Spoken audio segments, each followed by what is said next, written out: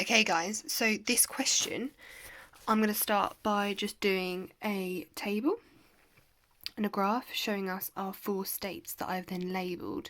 So it's telling us that the boiler takes in the feed at 70 degrees at this point. It then heats it up and then goes off into this super steam situation. So we need to use the steam tables for it. So because it's a boiler, it's a constant pressure, and when we're looking at it initially, the feed water is coming in at a compressed state. So that means that we are looking at our H1.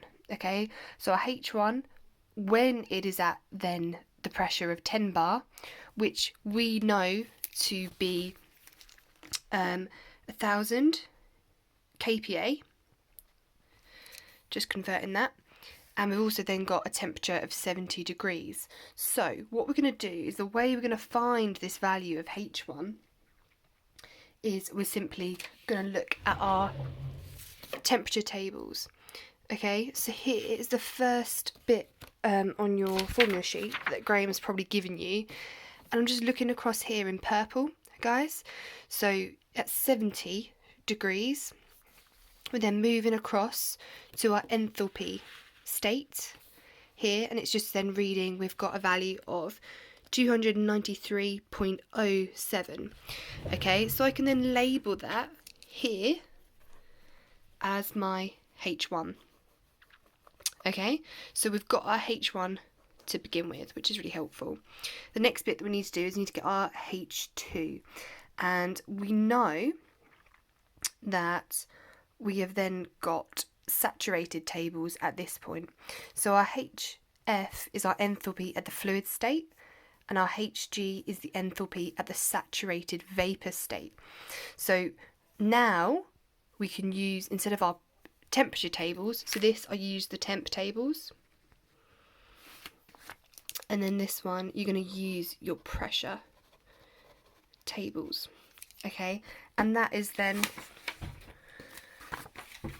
on the next page. So that's on this page on your pressure tables, and because we've converted earlier our pressure to 1000 kPa, which we know, I'm then simply going to look down here for 1000, which takes me onto this page, which I've highlighted for you guys in purple. So we've got 1000 pressure. We're then going to look across to our saturated liquid and our saturated vapor, which just so happens to be these two values. Okay, so that's where I've then got this from. So my H2 at this point is 762.51, which I just found from reading across here when we're looking at my pressure. So from my pressure, I've got my H2, and I'm then using my saturated table to get my H3. So the way that I'm going to do that is I'm going to then label what was my HF, which is my fluid state, which is this one. And then I can also label my Hg, which is my vapor state. Okay, and that is this one, vapor. Okay, so that's 2777.1. So I've got my two values there for my saturated table. And the way we can then work out H3 is by using this bad boy equation. We've got our HF plus X times our Hg minus our HF. Look familiar? I can then input that because I know what HF is. That is here. I know what my dryness fraction is because it's been given to us in the question as 0.92. And then simply our Hg, which is here, minus my HF, which we've just found in this table. Okay, so that's going to give me my H3, which is awesome because now I've got H2, H1, H2 and H3. So the final part is we then need to go to our superheat, and we're going to use our super steam tables to get that. I know my H3 is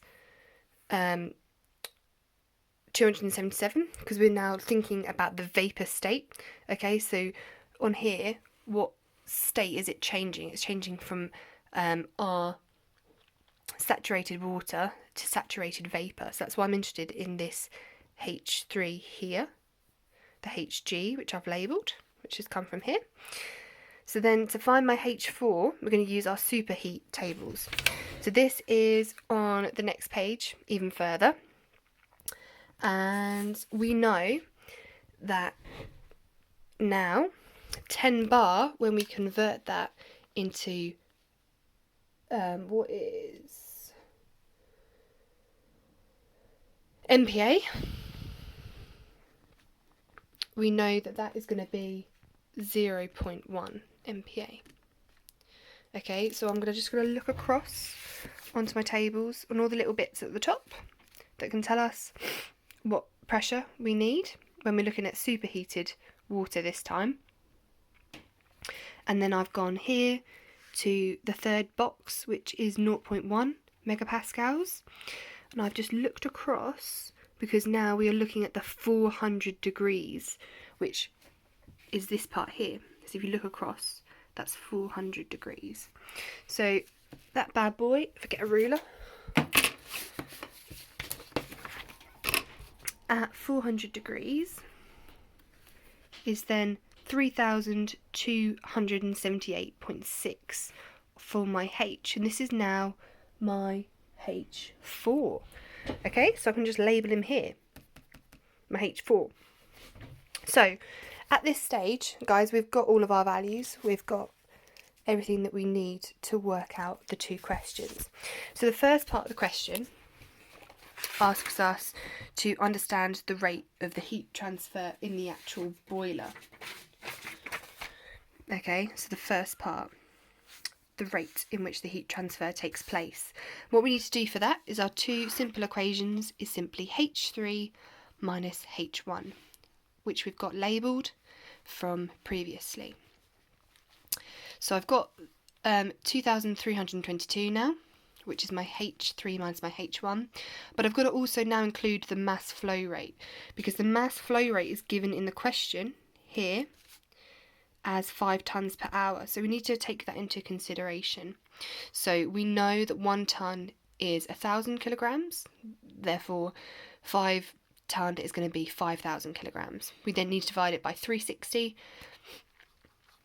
for our per hour, which is going to give me 1.3889 kilograms. Okay, so when we've got now the rate of the heat transfer, all we're simply doing is this value which we found out times then that consideration, which is 1.3889 kilograms here, and then that's going to give me my rate of heat transfer, which is 3,225.1 kilowatts, because remember, the rate is going to be in watts. Now, the last bit of the question is asking us to find the rate at which the heat transfer takes place in the superheater. So the second part, what is going on here in the equation, and the way we're going to do that is by using H4 minus H3, because we're looking at the change between this one and this one. So we're going downwards. So we've got now our values. We've got our H4, which we've got down here. So I can just map him across. Minus my H3, which I know as 2,615, and that's going to get me my rate of the superheater. But remember, we've then got to include the mass flow from our flow rate, which is including the tonnes per hour situation, which is 1.389, which we just calculated up here. So we're just doing the same thing we did here, and we're going to do this rate times our mass flow rate, which is going to give me 914.48 kilowatts. So I hope this guys helped you. and going through explaining it on the steam tables, because I definitely find that that's the more difficult bit of actually finding where they are. So